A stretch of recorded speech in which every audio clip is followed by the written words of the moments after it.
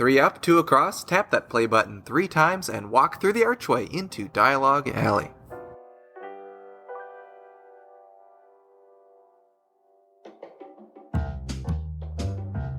Hello and welcome to the podcast. Dialogue Alley is a show about Harry Potter books, book translations, and all other things magical. I'm Erik from Nocturne Erik, and with me today is Carly from All the Pretty Books and Melanie from the Harry Potter Collection. Hello, everyone. Hello. Hi. We are at episode 18, which is... Fabulous. We are legal in the U.S. That's a lucky number. It is a lucky number. According to who? Oh, no, well, it's actually like a Jewish thing. Like, sidebar, but 18, like, the letters that make up the word life in Hebrew, numerically, is the number 18. So, Ooh. 18 is a lucky number. All right. Very cool. It's also lucky Fun it's lucky in Minnesota because you can gamble when you're 18. So Look at that. I think you could in Phoenix or in Arizona at one point too. I think it's 21 now. Oh, well. Well, either way, we're not here to talk about gambling or things you can do when you're 18 in the United States of America, which actually would be a pretty interesting topic. But we're not going to talk about it. Instead, we are going to talk about our favorite thing, which is Harry Potter books. So the three of us collect Harry Potter books, mostly book translations from all around the world because they are amazing and they have different art and they show us things about different cultures. It's just an awesome collection to have. So the three of us collect those, among other Harry Potter things, including Funko Pops, which Melanie collects, unfortunately, and Carly collects. Carly doesn't collect, but she does. And I do not. It's like a running joke now that, like, I collect them, but Carly kind of does collect them, but she pretends she doesn't collect them. It's like my Tales of Beedle the Bard that I don't collect, but I secretly do. Mm-hmm. Well, it's funny because Melanie actually collects them, and she's not excited anymore about it. No, nope. Carly doesn't collect them, but she sort of does, and she's really excited about the ones that she has. She's like, "Oh, I can't get rid of this one. It's just so cool." I know. Sounds about right. Yep, that does. So we have a different episode tonight than the last one you listened to, because listening to 2 in a row of the same topic would be boring. So today we are going to talk about a little bit more about ourselves and kind of have a little bit deeper dive into who we are as collectors now that Melanie's here. Because Melanie didn't get to do this with us the first time we did it. So we've picked some fun questions that hopefully you all enjoy listening to, and we are going to answer them. Yes. I feel like they're fun, brief little questions, but knowing us, we'll go down all sorts of tangents and rabbit holes every single question. So we'll see how it goes. It'll be a fun time. That's what makes it fun. And we also will have a translation of the show, and we also have a listener mail question that we always say we get to and we never do. So we're going to get to it today. Yay! Today's I'm proud of us. the day. Today's the day. It's the day of the question. Yes. Should just call it episode 18, the time that we answer the question. We finally answer the question. We finally answer the question. Fabulous. I like it. All right. Well, let's get started then with some Harry Potter news. All right. So in the news, as we've been talking about, I'm still selling books, you guys. Yay. I've got so many books. In fact, this is really bad. I pulled some books out of my car that I didn't even know had been in my car for at least since March. But I gave them away. So one of my friends she didn't have any of our Harry Potter books. She lost them with a friend of hers took them basically. And she didn't have any Harry Potter books. And I was like, well, you're talking to the right person. Yeah. So I went out to my car and I got the box that had been in there since at least March, which had full 1 through 7 plus Cursed Child. And I was like, Merry Christmas, Happy Birthday, Happy New Year, whatever you want it to be. Take these away from Arbor me. Day. Yes. So I gifted her with a set of books. I got them out of my car, and I'm still selling books as well. So make sure to hop over to my Instagram, All the Pretty Books, and see what I have up for sale. It changes all the time. Have you been getting rid of quite a few of them? Yeah. Actually, I've sold about 4 boxes worth of books. Wow, that's awesome. And did Melanie buy all of them? No. I didn't buy any yet. I'm still waiting for Melanie has...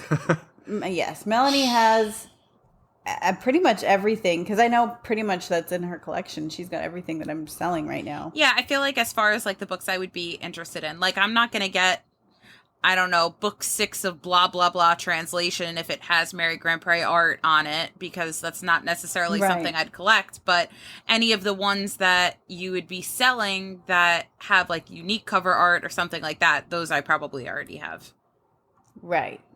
I will say, like, when you said Mary Grandpré, blah, blah, blah, the Slovenian Order of the Phoenix is so heavy compared to the Half-Blood Prince. It's about double the weight, because they're about the same thickness, and it's like a brick. You pick it up, and it's super duper heavy.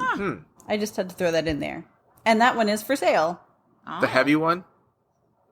Yes, both of them. Wow. So the less heavy Half-Blood Prince and the very heavy Order of the Phoenix. Wow. So if you'd like to be the proud owner of this anomaly, Carly can sell you. If you want to be the new proud owner of this weight anomaly.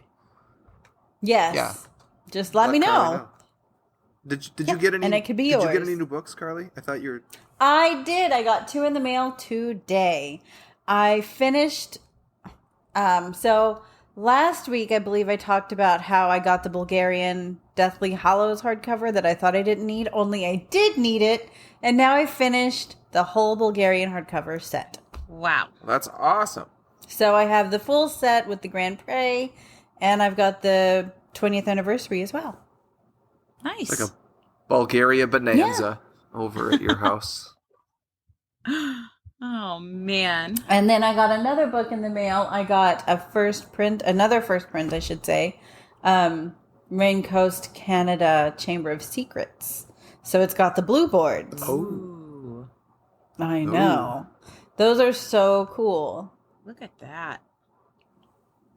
So that came, and then I have my Italian box set, with the new cover art came in as well. And I'll be doing a YouTube about that probably tomorrow, if not later on tonight. And then I have some 2 sets coming out of Japan. Oh, that's fun. Which one's from Japan? Yeah, I've been busy. Which one's from Japan? So what I did was I found the full 11 volumes of the hardcover, the 1 through 7. Okay. I found those on eBay. I only need books 6 and 7 to finish up my set, so I'll just be selling off books 1 through 5. Okay. Do they come in do they come in a box, or did you just buy them all together? No, it's just from somebody selling off the books. They're not in a box set. And then those smaller pocket books, not the ones that, they've got several different pocket books actually, but these are like with the purple covers that kind of have the feather on the front. So those are just like the paperback ones, right? Okay. Right. These are the paperback, and it's where the book 1 is 1 volume. Mm-hmm. I got the full set of those, 1 through 7 of those as well, coming out of Japan. That book is like an outstanding as far as like how it fits in your hand and the size. I know. I think we should do that one as a translation. I don't have that. So I've never heard of that one, actually. So now I need to buy it. I'll have a spare that I can sell you when this one comes. Oh, that'll be awesome, because I was Perfect. Just turned around when you were mentioning the pocket ones. I have the ones that come in 2 volumes. I have like the black one with kind of the pencil sketchy artwork, and then I have the one that's like the chessboard, like the teeny kind of tiny one. Right. This one is taller than those. Yep, it's a bit bigger. I just consider that like the paperback version, because it's in 1 volume. It kind of is, and it has some original art. If you flip through the inside of it, it's got some fun art in them. I'm into that. So, but because I bought the full set 1 through 7 of those, and I already have books 1 through 3. So the first 3 are going to be up for sale. Oh, well, I'll take 2 and 3, and Eric can take 1. Problem solved. There you go. I will let you know when they come in. Fantastic. All right. Nice. And that's easy. how Harry Potter collecting happens. Yeah, sorry everyone that's listening that wanted to buy it. Right. Try Amazon Japan. It is a wonderful website, and they have everything. It is. And you can also search it in English. You can. That's right. Yeah, it's Amazon Japan. Like should we just plug it right now, is an outstanding site. Yeah, sure. It's so easy to use, and everything I've ever bought from Amazon Japan has come super quickly and packaged extremely well. I would agree with that. I've bought quite a bit of my Japanese collection off of Amazon Japan. So, and I don't think you have, like, if you're using an American address, I don't think that you have the full, like, catalog of what's available on the site. It's only what will be able to be shipped to you. And I think that's true for other Amazon sites as well. But, yes. Especially, like, third-party sellers, like, you won't be able to see someone if they won't ship internationally. So, but no, Amazon Japan is awesome. I bought more than just Harry Potter books on there, and they are great. So, ta-da! I think, any more news, guys? Any more book mail coming, or are we good? No books.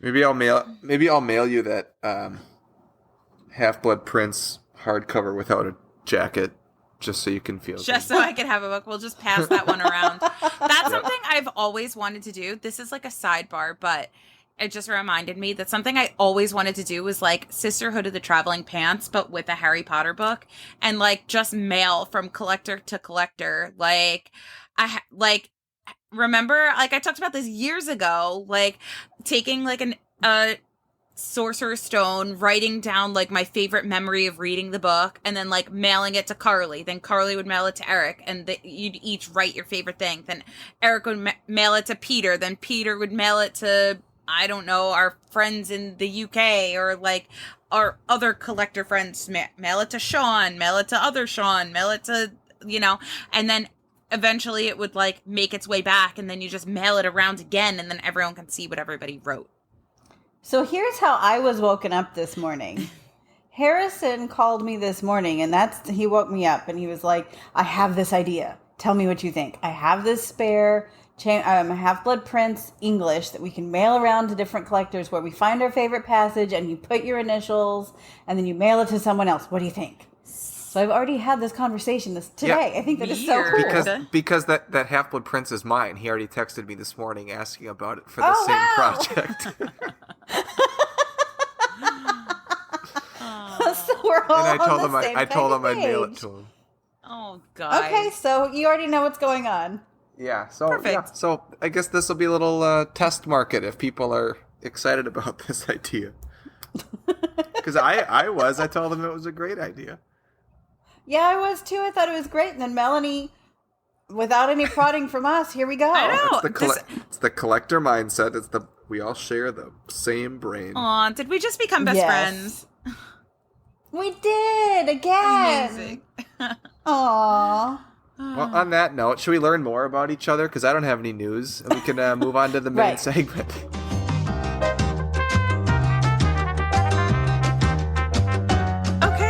So for our main segment today, we're doing a little bit of a Potter profile, because I feel like we've all kind of talked here and there about ourselves, but not necessarily like delving deep into all of our favorite like Potter things. And I think it would be nice for each of us to like follow these questions and everyone getting to learn a little bit about ourselves and about each other. So first, I thought that we would just talk about like where we're from and what we do for a living, because outside of Harry Potter, we do have lives. Crazy. It's a shocker. Yeah, kind of. Believe it or not. Most people that find out what we do don't believe we have real lives, but we do. I know. Outside of the Potter world, like, there is a life, and it exists, and we live it. All right, so who wants to go first? Talking about where you're from and what you do. Erik. I'm Erik. I'm Erik. I'm from a suburb of the Twin Cities of Minneapolis and St. Paul in Minnesota, which is the northernmost state in the United States, continentally, excluding Alaska, if you are not American. And I've lived here my whole life. I love traveling. I love going other places, but I love coming back home because I think it's fantastic here. We get 4 seasons, and one of them is really cold, and one of them is really hot. But no one ever talks about the hot one. They just talk about the cold one. So kind of gives it a bad rap. And I am a teacher of English. I teach English as a second language, or I teach English language learners, or I teach English learners. It's called a whole bunch of different things, but essentially I teach English to non-native English speakers at an elementary school, even though I could also teach it at a junior high or high school if I was asked to do so. That's so fun. But I love teaching the little kiddos. They're so awesome. I get to meet some really cool kids and connect with some really cool families, and just I learn more about other cultures and other languages from my kids as they learn English for me. So it's just kind of this cool mutual just learning about other humans in general, which is awesome. And I just love it. I love my job. Awesome. That's what I do. All right, here's my question. What is the most like prominent language with your students that you work with? It's definitely Spanish. We have a very large Spanish-speaking population in the Twin Cities. I speak Spanish, so that's very helpful. We also, I'll mention this because I think it's interesting. We have the largest Somali population in the United States in Twin Cities. Oh, cool. So I have a lot of Somali speakers, and we also have a lot of Hmong speakers in the Twin Cities as well. So those are kind of like the two other language-speaking bases that are not necessarily like everywhere in the United States. So I always think that's pretty cool because we get a lot of really unique cultural food and just art exhibits at some of our museums, and just really awesome stuff that happens in our community because of those two groups. So it's just really, it's cool. I love That's it. awesome. Like our train, like if you like buy a ticket like at the train, like it's Spanish, English, Spanish, Somali, Hmong are like your 4 languages to pick from to like make the language different on the ticket machine. So wow, super cool. I'm so glad I asked that question. That's I am too. really Very cool. good question. Huh. All right, Carly, where are you from and what do you do? Me? Yes, you. The You're the other- only Carly. the other- Sorry, Carly. I had the phone You're the- pulled away.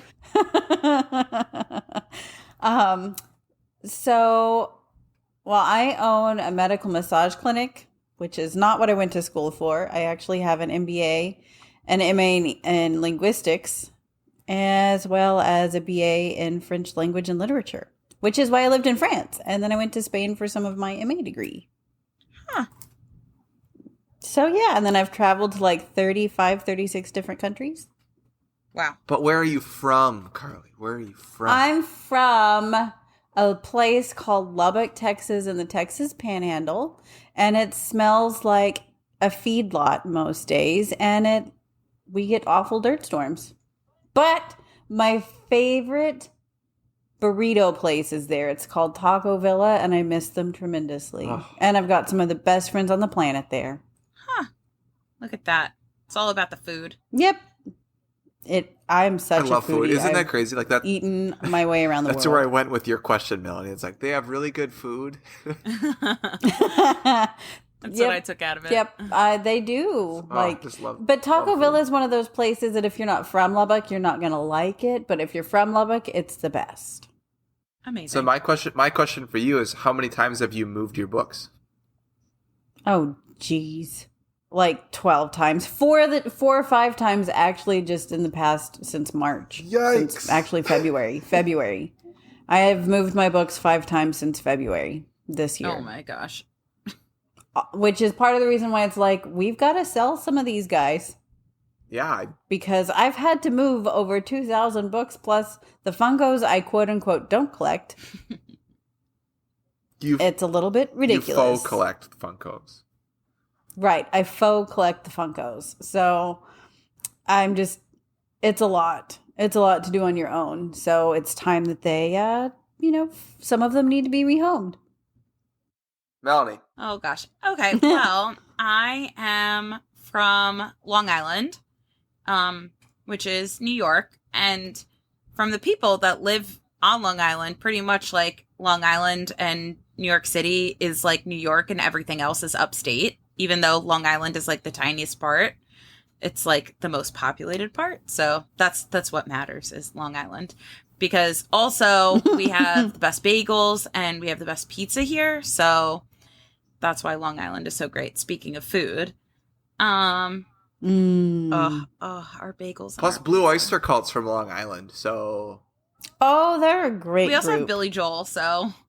Yeah, Billy Joel's and pretty good. he's also great. He's fantastic. So we've got some gems here. We also have the Hamptons, which I think are overrated, but we've got some other great beaches too. I don't know. I live like a quarter mile from the beach, but it's all rocks because I live on the North Shore, which is fun. But yeah. And I am a special education teacher for individuals with autism, and I've worked with kids from like 2 and 3 years old up until 21 years old, and I've been working with like preteen / teenagers for like the past like 3-4 years, but now they're all very old because they're all like 15 and 14, and now I'm moving back down to a younger kid room, and starting in July I'll be with like 7 and 8 year olds, which will be a lot of fun. Oh, that'll be fun. I know. That is awesome. Yay, stoked. Teaching. I'm stoked about it. I'm nervous because it's like back to my roots, and I haven't like worked with this age group in a while, and the kids that I'm leaving I've been with for such a long time, and I'm really close with them, so I'm bummed to be leaving them, but onto new adventures, so I'm excited. Keeps you on your toes. Oh, totally. I know. And I moved to a different classroom, like all sorts of change, but all good change. It'll be fun. What is everyone's Hogwarts house? I'm a Slytherin, and I very much am. How did you? I think we should also mention, how did you determine that? Yeah. So, I really wanted to be a Gryffindor because that's what Harry was, and I wanted to be the star of the show. Such a Slytherin thing to say. I know. So, anyway, I decided that's what I was because I am pretty brave. I've done some pretty brave things. Kind of stupid, but also brave. So I took the Pottermore test thing, and it came out with Slytherin, and I thought certainly it was wrong. So I made like 21 other email accounts trying to cheat, and it got Slytherin every time. See, there you go. And then after I realized that I was trying to cheat again and again and again, I probably fit my house way too well. Or it blocked you from Pottermore for a year. No, it didn't. Just kidding. I have like so many accounts trying to get what I wanted. Yeah, that's not Slytherin-ish at all. No. I didn't handle it well. In fact, I didn't tell anybody for like 4 months. And then I was talking with Peter, and he was like, yeah, I'm a Slytherin. I was like, oh, me too. And he normalized it for me and made it okay. Yeah, it's all right. You're all right. And then I found and then it actually worked because a lot of my closest friends are all Hufflepuffs. So, I mean, I really do fit me.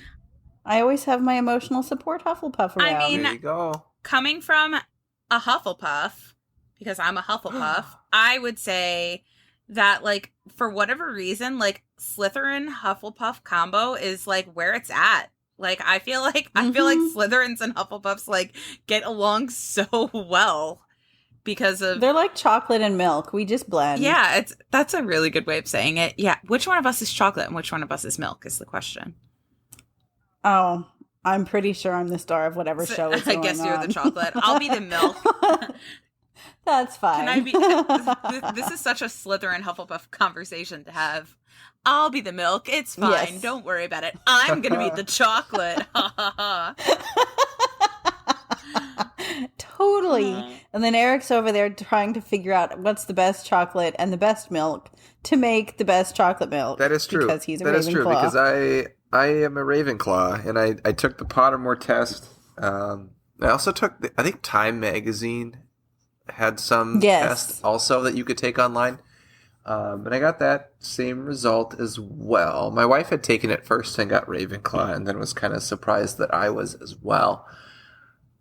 But then I just kind of giggled because I was like, "Yep, me too."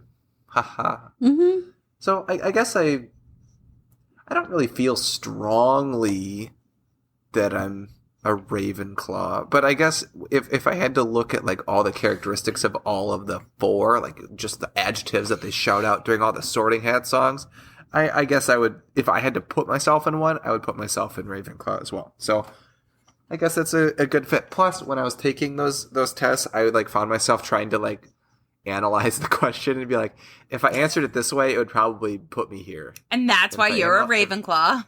There you go. Yeah. Mm-hmm. So I guess that's a good match. Aww. Yep. But it's not like I feel like I identify as a Ravenclaw, but I don't just have like a ton of Ravenclaw swag. Like I'm not into the swag necessarily. Meanwhile, like everything everything I own is Hufflepuff.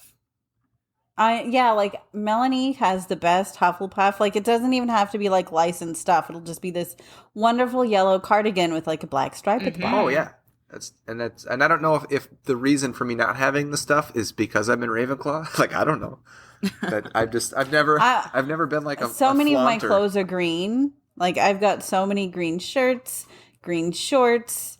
I have green eyeliner, green eyeshadow.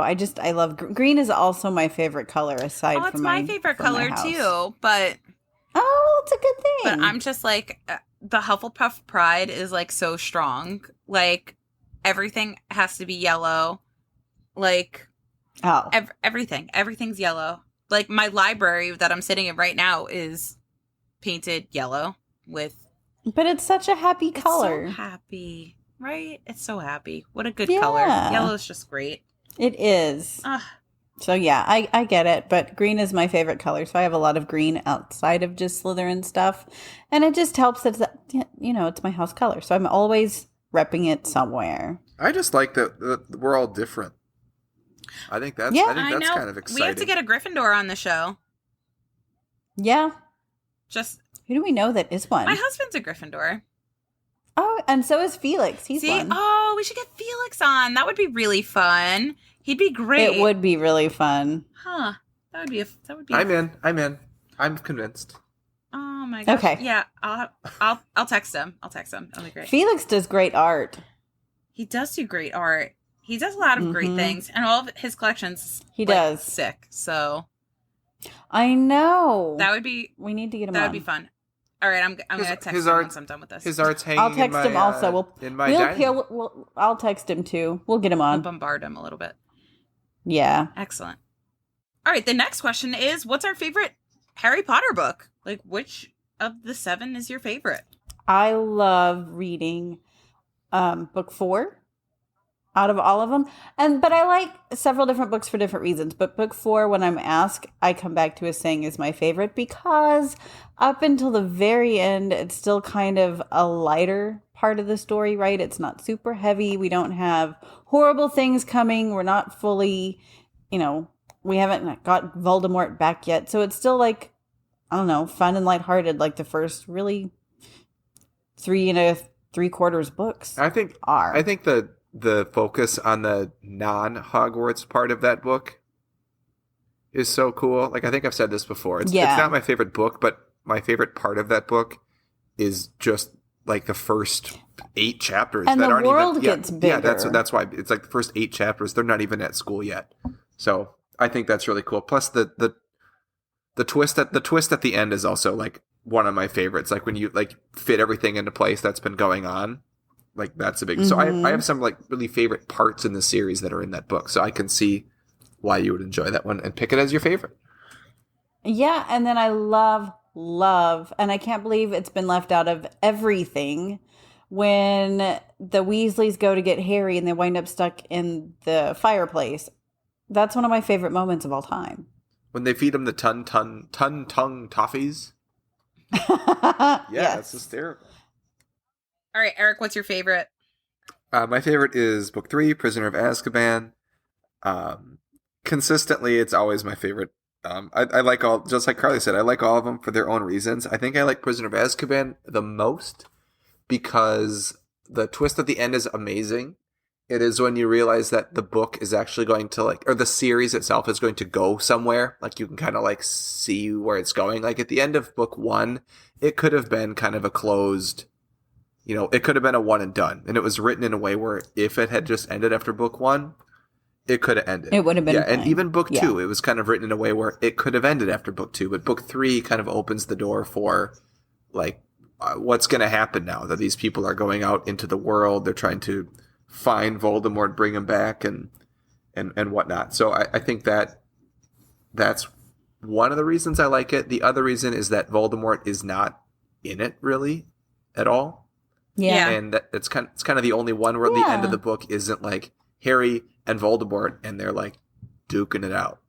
Like I hadn't thought about that, but you're right. And so I was hoping that just in general the series would have more of that and wasn't always just Harry and Voldemort at the end of every book. But it makes it work because it's in a different way. It's not just like they show up in a room together and they like say, hey. But I like that Harry doesn't come face to face with Voldemort in that book. And I do like the character development in that story. It expands kind of the roster that is now involved for the rest of the series in that book. You meet people, you find out that certain people are actually going to be important. So and favorite characters, like Sirius we meet there, and he's a fan favorite even throughout the rest of the series, and we know he's not always a key figure in this rest of the series. Yeah, and I think just the twist at the end of that one with the whole Sirius situation, is he good, is he bad, kind of just opens the door for when you read the rest of the series, like, you need to be kind of paying it. It's not as cut and dry as it appears. So, and actually, 3 was my favorite book up until probably 5 years ago after I reread 4 and just loved it a little bit more than 3. 3 is my closest second. Because I actually, for the longest time, just collected 3. When I very first started collecting Harry Potter stuff, I started off collecting just Azkaban things. That's how I wound up with the signed Azkaban Purple Proof, was because I was collecting Azkaban things. Look at that. There you go. Look at that. All right, Melanie. Yep. Favorite book? Oh, it's book 6. I feel like we talked about it a little bit, why book 6 is my favorite, but I feel like to bounce off of why book 3 is Eric's favorite, I feel like book 6 is the one that, like, it's also the one that's so much about Voldemort, but it's the one that, like, he's not in, like, at all, which I think is really cool. Because my favorite things that happen throughout the series is anytime, like, Harry and Dumbledore have these, like, deep conversations as far as things that are going to explain the books a bit more. And I think that that's why that one is my favorite, because it's, like, the whole book are those conversations. But yeah, I like that it doesn't revolve around, like, okay, Harry has to defeat Voldemort and we're going to have this big battle thing at the end with Harry and Voldemort. It's Harry, like, defeating something else in that book. So it's pretty cool. Yeah, that's 6. 6 is always, like, my go back to, like, my favorite. 6 is a book when I listened to them all, and I just actually finished book 7, like, last night. So I got to start over again. But 6 is always one that I wish lasted longer than it did. Like, I wish there was more background, like, to the Voldemort saga. You know, and I wish there were more memories they could go in. And I wish we could learn more about I love the memories, like the pensieve. Yeah, those are my favorite parts of that book, by far. The next question I put is what our favorite magical creature is. Dum, dum, dum. Ooh, I like this question. Mm-hmm. I love, okay, so it's so hard, but I really, really love the augury and the phoenix, which is, you know, they're in the same family, I guess. They're beautiful birds. I also like the erumpent because that's a very fun word to say. Erumpent. You just like their horns. No, I love the word. Like, that is one of the more fun words to say ever. Rampant. It just makes you smile when you're done. You can't say that and not smile. Mine's the blibbering humdinger. Ooh. You can't beat it, really. I mean, the crumpled horn like, Snorkick comes close, but the blibbering humdinger is just a showstopper. Like, everyone always looks. Whenever anyone points it out, everyone's got to turn and look, whether it's there or not. No, I think in reality, I think it's the unicorn. Aw, honestly, that's a precious answer. It is. I was not a unicorn like fan. Unicorns are so in right now. Like, my daughter, it's like everything's got to be unicorn. Oh, unicorn, yeah. No. Unicorn. It's all over the place. My baby doesn't even know it yet, but everything that she has is unicorn. Everything. It'll be a unicorn. I think the way that they present the creature in the book is kind of a different. It's more of like a mature way to talk about unicorns, and I like that because like I'm not into like magical lore of different creatures until I read the Fantastic Beasts book, but like the fact that like unicorn tail is really strong and Hagrid uses it for stuff like making bandages and things, or you can or unicorn blood, or you can drink the blood and live forever. Like that's really creepy and gross, but very interesting that I did not consider about unicorns before I read the Harry Potter book. Right. So just I don't know. I think they're very cool in this book. Now, like the unicorn on my kids' clothes, like yeah, it's cool, but it's not the one I'm talking about. I'm talking about the book ones. All right, Melanie, how about you?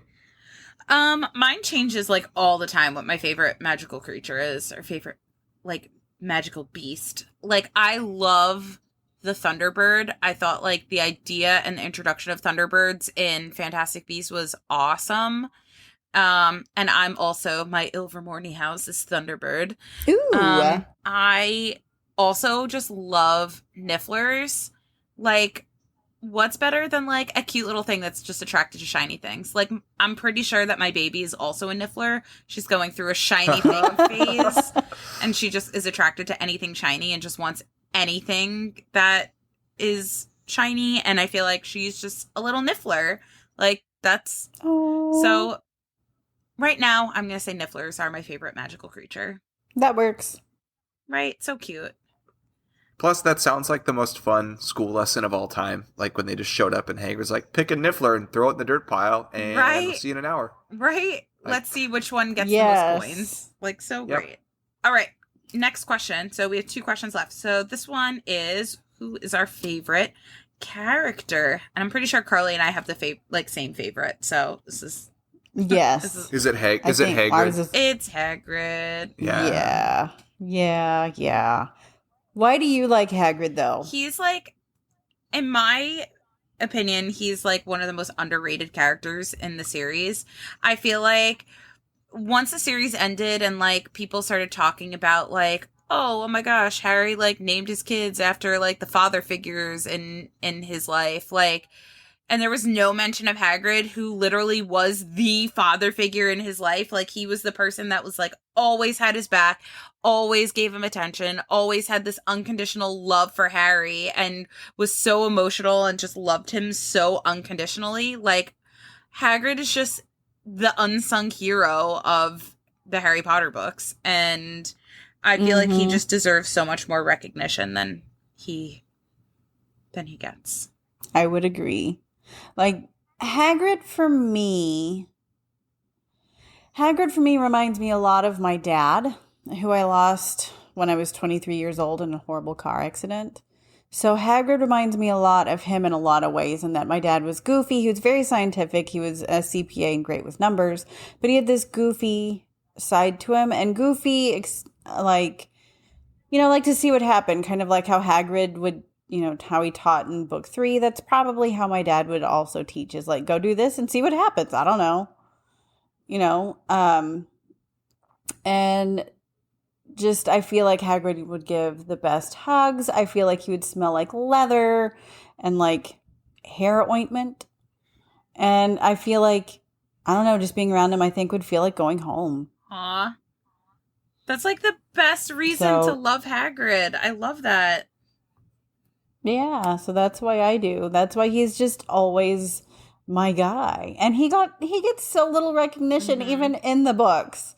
It's like he's seriously the best guy, and no one even talks about him hardly, other than, oh, there's Hagrid. I mean, they're loyal to him and stuff, and they love him, but I know. That's why, like, he got gypped at the end when nobody, like, named their kids after him. I'm just thinking, like, book 6 is my favorite book, but, like, the fact that, like, Harry, Hermione, and Ron don't take care of magical creatures in book 6, and, like, they hurt Hagrid's feelings so much, like, that hurt. Made me so mad. It hurt my heart reading that. I was like, but what about Hagrid? Like, it made me, I was so upset.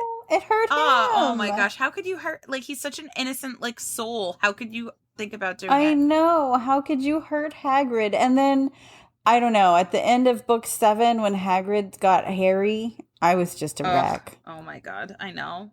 Like, I was totally a wreck. Like, beyond, like, I didn't care about any other reactions to Harry. It was just how Hagrid reacted, and I was just, it got my heart. That is so random that you said that, because the magazine that I submit Nocturne the Pages articles for, the little comics that I make, I did the chapter art of Hagrid carrying Harry today. I sent it off. Aw. Oh, nice. So you can, it's definitely funnier than what's actually happening in the book at that time. Yeah, your stuff is funny. You can wait for that one to come out. That'll come out this month, July. It's in the July issue, so it's a free download. Great. All right, who's your favorite character, Eric? Oh, man. I think my favorite character that doesn't matter is Sir Cadogan. I love that character, though. But because every time he's in he's not in a lot, but whenever he's in there, I get the giggles so badly, just the way he talks, and he challenges everyone to duels. And even when he's not actually talking, they replace him in Prisoner of Azkaban. They put him where the fat lady is. He's like, Sir Cadogan just changes the password like 9 times a day, and he just challenges people to duels. He doesn't really do his job. I just thought that was so funny. That's because it is. What a good answer. But that my favorite character that does matter, I think, is Arthur Weasley, just for the same reasons, because he's a very steadfast person, but he's so goofy in a very just innocent way that I love the scenes that he's in, and he can be very serious. Yes, but I also love the fact that he's very good moral compass. He suffers in his personal life and his work life because of his strong moral compass to his very all accepting beliefs.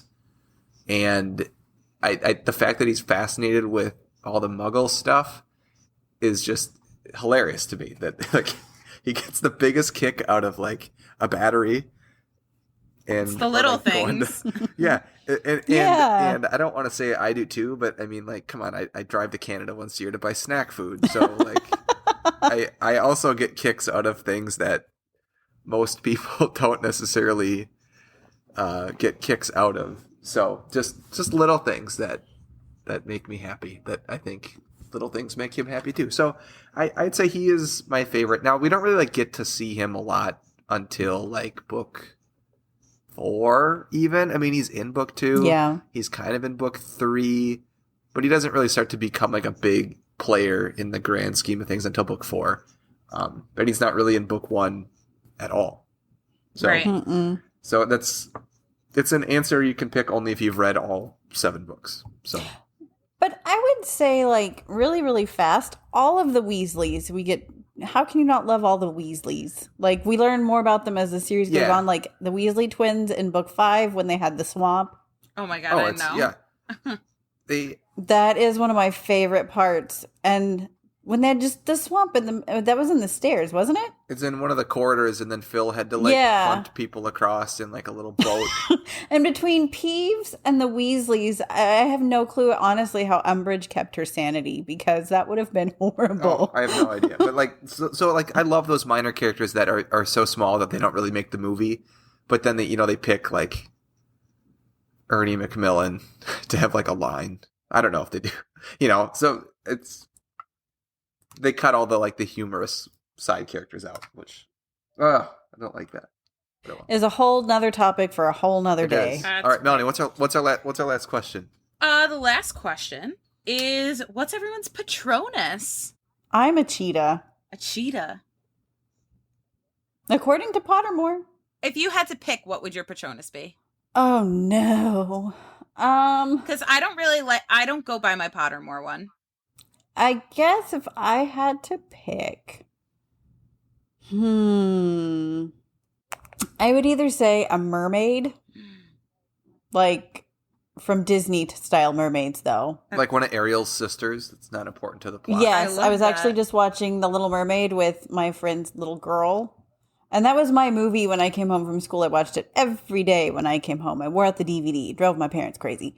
And I even painted my room turquoise because I lived under the ocean. And I dyed my blonde hair, red with fruit punch Kool-Aid. So Rockin'. I had it bad. Yeah. So it would either be her or honestly some kind of cat. I'm a very cat type person. So I don't think the cheetah's super very far off. No, I guess it's in the realm. If I got to pick, I think I'd pick a T-Rex. It's awesome. Could you imagine, like... No, I couldn't imagine. And that's why, like, you know... I would either laugh if I saw your Patronus coming or run away. I just, like, got, like, the vision of, like, you casting your Patronus and, like, Dementors, like, doing, like, a Bugs Bunny yipe and just, like, running away. You see people in the book and it's like an otter. Like, oh, okay. So graceful. Like a silver doe. It's like, okay. It's like, no. If I'm protecting myself, I want like a T-Rex. That's awesome. And it's gonna blast out of my wand, and it will be like the biggest thing anyone's ever seen. And they will run. The Dementors will run. I love it. Can you imagine like me sending a message to someone like with my T-Rex, like all of a sudden this giant T-Rex shows up at your house and the mouth opens and it's my voice talking like, Carly, the ministry has fallen. Carly, family's safe. We're all good. They are coming. I wouldn't be able to take your message seriously. I would just fall over laughing. Carly, we're recording in 20 minutes. Be prepared. I've got a big head and little arms. I know. That's actually sad. So one of my friends over in Wales, she calls me Rex because I'm really short. And she's like, you have short arms. Oh, I love it. It's so funny. Just envisioning a T-Rex has just like got me in all the giggles. That's great. Well, and it's a real creature. Like I'm not. Well, no. What I'm seeing is somebody in one of those blow up T-Rex suits running out and just screaming at Dementors. Well, you could do that too. Just kind of spray paint it like a silvery color. Oh my gosh. Listen, if Pottermore can say that like Thestrals can be your Patronus, then a T-Rex certainly can. Yeah. Well, right. Exactly. That's exactly right. It's a real thing. I'm all about it. You know? You could pick like a woolly mammoth too if you wanted. Carly, you could pick a saber-toothed tiger. Oh my gosh. Ooh, see that? Okay. Saber-toothed tiger would be I feel like mine, like, is so or Megalodon in comparison to a T-Rex. Like, how could you beat a T-Rex? That's the best answer ever. Is it an earthworm? Is yours an earthworm? Oh gosh, no, it's not an earthworm. I mean, mine on Pottermore. Pottermore gave me an Irish Wolfhound, which I turned into saying that it's the Grim because an Irish Wolfhound is the dog that Sirius Black is in the movies. So I'm like, so my Patronus is the Grim, which is kind of cool, but I didn't really like that. So I tell everyone that my Patronus is a flamingo. Oh. Because the flamingo is like the symbol of my grandmother. Like she loved flamingos. So like anytime we see a flamingo, we're like, oh, it reminds us of my grandma. So like it's just like the running thing in my family is flamingos. So I would say that my Patronus would be a flamingo, which is definitely not a T-Rex. See, now I'm picturing you doing the spell and like this plastic pink yard flamingo just like shoots out and just like lands on the floor. No, I'm thinking of like I watched like a documentary on flamingos that's on Disney Plus, and like I'm thinking of like a graceful, like gigantic pink bird like flying down. Oh, see, I like that kind of stuff. I should watch that. And I have Disney Plus too. See, I don't remember what it's called. It's called something about like I don't know. I'll find it for you. Okay. The Secret Life of Flamingos. Flamingos, the movie. It very well may be. From those that brought you Bears, the movie, comes Flamingos, the movie. See? I wonder if I could have a Megalodon Patronus.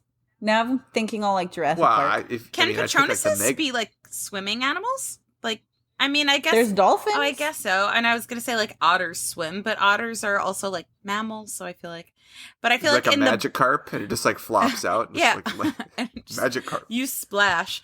I mean, yeah, because otherwise my other Patronus would be a mermaid. So I mean, it's either a mermaid or megalodon. So that's it for our little questions. Should we get on to the translation of the show?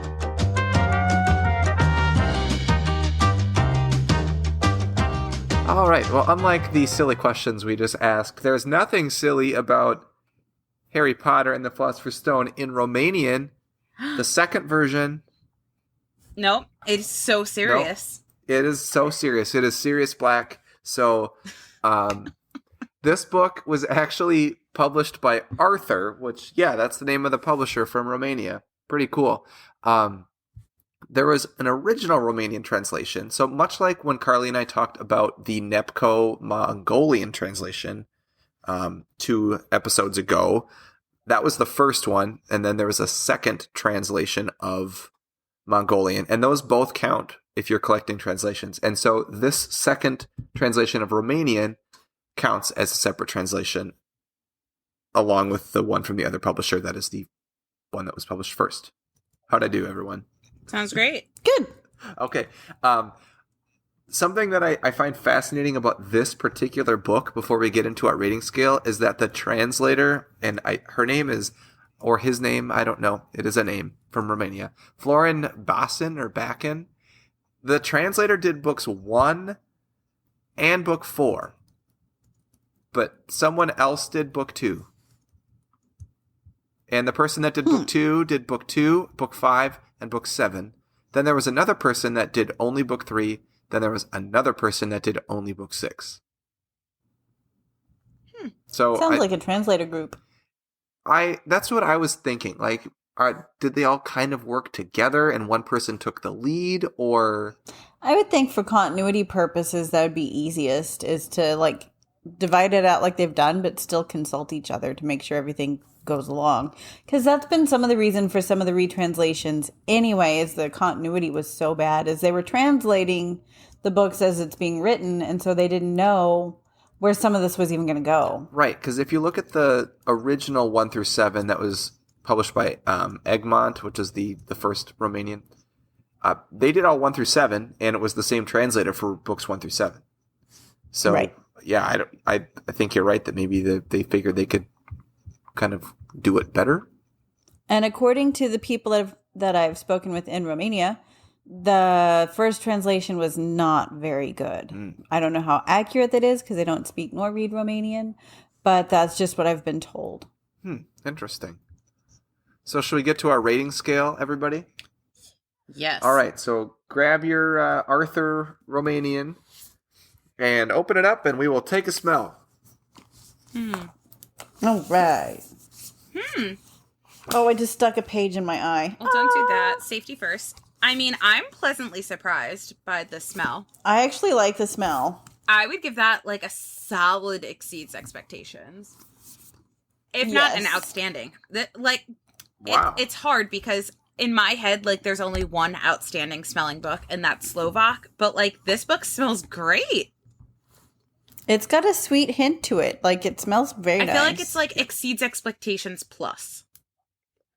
Yeah, it's not quite outstanding. It's like outstanding minus exceeds expectations plus. I'll stick with exceeds expectations. I agree with you. There is a hint of a sweet smell. It's lovely. Interesting. Especially the closer you get to the spine. Well, I didn't get that close.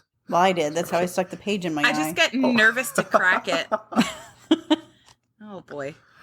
Okay. So is that everyone? Exceeds expectations? Yeah, I think so. Yes. All right. Awesome. So the size and the proportions of this book. Now, I personally think this is an outstanding. I love holding this book, and I don't know if it's just the way my hands are, but I think it fits perfectly in terms of books. I love the size of the book in relation to the width. Yeah. If it were narrower, I don't know that I would like the height of it as much, but because it's so wide at the spine, it's got such a nice height. Like the two fit so well together. Yeah, I would give it an exceeds expectations for like proportions. Same. I feel like it doesn't like wow me as much as like some other books that stand out a bit more, but I do feel like the proportions are really nice. But as far as how the book like feels in my hands, like I might agree with you that I would give it an outstanding for how it feels in my hands. Like it's just like it's just a substantial feeling book because of the thickness of it. And the paper's got a good weight to it. It's not super thin. It's not prone to tearing. It's a very nice weighted paper, like a good quality paper. And I love how, so I guess I'm giving it an outstanding for both size, proportion, and how it feels in your hand. I love how the spine is made. It's curved. Yes. So like as you read it, instead of square. So, and yeah, it just seems like it wouldn't crack as easily. Or spine lean. Like the Scholastic books, they were made square and they spine lean so bad as you read them. Oh my goodness. Yeah, so I like that part of it a lot as well. So I guess that transitions to the quality of the book. And I think the quality of this book is really great. Pretty outstanding. Yeah, I agree with that completely. Yeah, overall. And I even like the quality of the jacket paper is really nice. And same with the foiling on the cover where it says Harry Potter. Like, I really am in love with the whole 1 through 7 of this book out. I think I have them all. But I really, they outdid themselves. It does fingerprint on like the sticker, which I guess we should talk about what it looks like. So this book is purple, which is really cool. And the foil is gold. So, you know, me up here in the great state of Minnesota, love me my Minnesota Vikings. So, Skol Harry Potter Romanian. And I think every book in this series has a different picture within this circle. So it's like a solid purple background. There's a circle in the middle with a picture. And on book 1, it is Hogwarts. And it looks like a castle. And there is some mysterious stuff off to the left. What do you suppose that stuff is? Well, if I remember properly, they just really zoomed in on a Johnny Duddle illustration, like Johnny Duddle of book 1. Yeah. They did? Oh my gosh. You're right. You're totally that's what right. This is. You didn't even notice that? No, I totally didn't. Okay, hold on. I have to get a Johnny Duddle. Oh, you learned something new today. Da, da, da, da. The more you know. Oh, you're right. That's okay. That's amazing. So now you can see what is what's around the Hogwarts. No, it's still the same. It's like they zoomed in on the farthest part to the left of the Johnny Duddle cover. They did, and they did it very well. Wow, okay. Now I feel like an idiot, but I'm not an idiot anymore because I learned something new. But that's not like the focus of the Johnny Duddle cover, so that's really cool. Like they zoomed in on the castle, not any of the main 4 characters that are featured on it. Well, it's a nice way of like making it different without using the exact same Duddle art. Yeah. So it's still Duddle, but it's not. Yeah. So I would give that for the interpretation of the cover art. I give it an outstanding. When this book came in the mail, I bought mine on Amazon US actually, and it just showed up at my house, which was pretty easy. I was like super excited because the first Romanian is just the Grand Prix art, and this one looks very different on your shelf, and that's what I'm really into. And the boards themselves are also, they match the jacket. I would agree to give this an outstanding for interpretation. I like that they took like the cover art that we know and did something completely different with it. And to the point where some of us didn't even know that it was the Johnny Duddle art. Yeah, some of us. Oh, man. Well, so let's talk a little bit about Romanian before we move on to our question, which we will definitely get to, even if it's quick. So Romanian is obviously spoken in Romania, which is a Balkan country in Eastern Europe. And it is also an official language in Moldova. Oh, cool. I didn't know that. I honestly didn't know that either. I had to quick look it up. And it borders Romania. So there it goes. It goes Romania, Moldova. Romania has been one of my favorite places to go visit. Oof, I'm jealous that you got to go there. I think one of the most beautiful bookstores in the world is in Romania. I didn't get to go to that, but we had a blast. We went all over to like Transylvania. Ooh. Any vampires? Did you find Sanguini? No, but we did go to where Vlad Dracula, who I love to research, actually, where he was born. We went to Sigishwara. We stayed in Brasov, where he did a whole lot of vile things, and we went to Bran. Is it Vlad the Impaler? Yes, sir. So quite a few people speak Romanian. 24 to 26 million people speak that as their native language. And it's beautiful. And I guess 4 million more people have learned this as a second language. So I would assume around in the Balkan region, there are some bi or trilingual people that can probably speak it. And supposedly it's the closest to sounding like spoken Latin. Oh, really? That's a fun fact. Mm-hmm. Cool. Did not know that. Like a lot of the European languages, Romanian is also an official language of the European Union. So I kind of want to just look at how many are an official language of the European Union, because it seems like quite a bit. This book, I don't think it's hard to get. If you still want to buy it, I think you can still just buy it from the publisher. They had copies up on eBay last week. Oh, fantastic. So if you want to be the proud owner of what I think we've all decided is either an exceeds expectations or overall outstanding book, you can do so quite easily. That's right. And if you like purple, this is for you. And even if you don't, it's a beautiful book. And by the way, how beautiful is their book? I think it's their book 2 or book 3 that's green. Oh my goodness. All the books, they pick the solid color, which is super cool. Yeah. And that they look really nice next to each other. I don't have them all, but I've seen your pictures and I've seen, Melanie, you have them all too, right? Yeah, I have them all. Yeah, they just look so nice next to each other. Mm-hmm. Like Arthur, and they're all made so well. Like Arthur really did outdo themselves. Well, as we promised, we have a question. Should we move on to our question? Because we don't want to leave everyone hanging. All right, let's do it.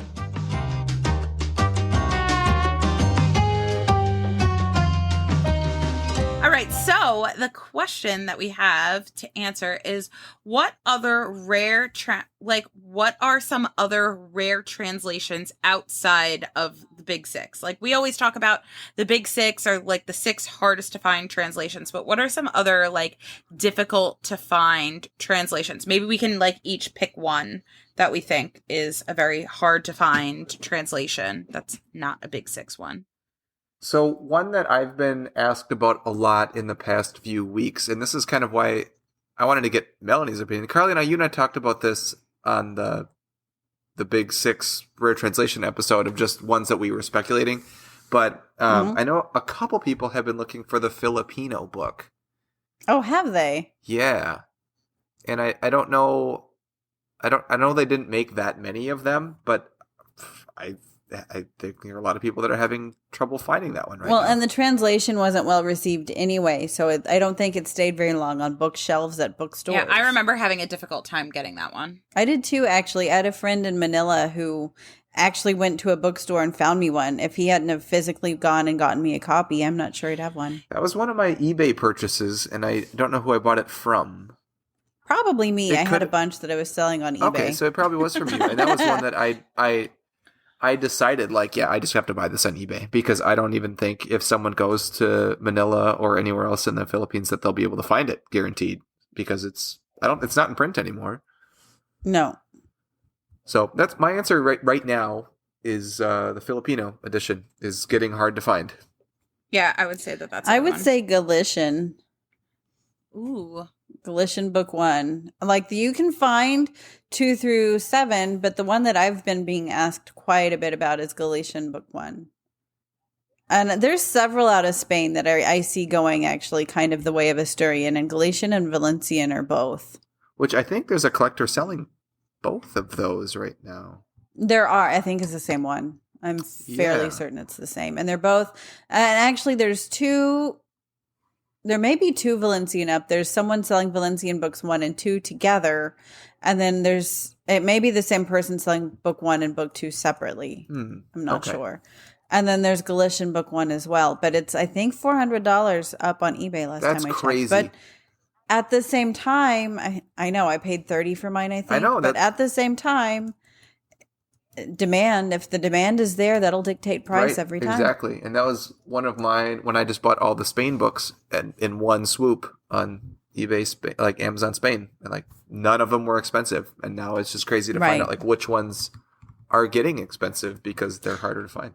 When I heard Galician was getting hard to find, someone told me, and I was like, no way. I've seen so many. So I went to like all the Spanish sites that I go to that, you know, like are my secret quote unquote sources, eBay Spain, Amazon Spain, and then so many other like Craigslist style ones. And no, there wasn't a single Galician book one to be found. And I was like, oh my.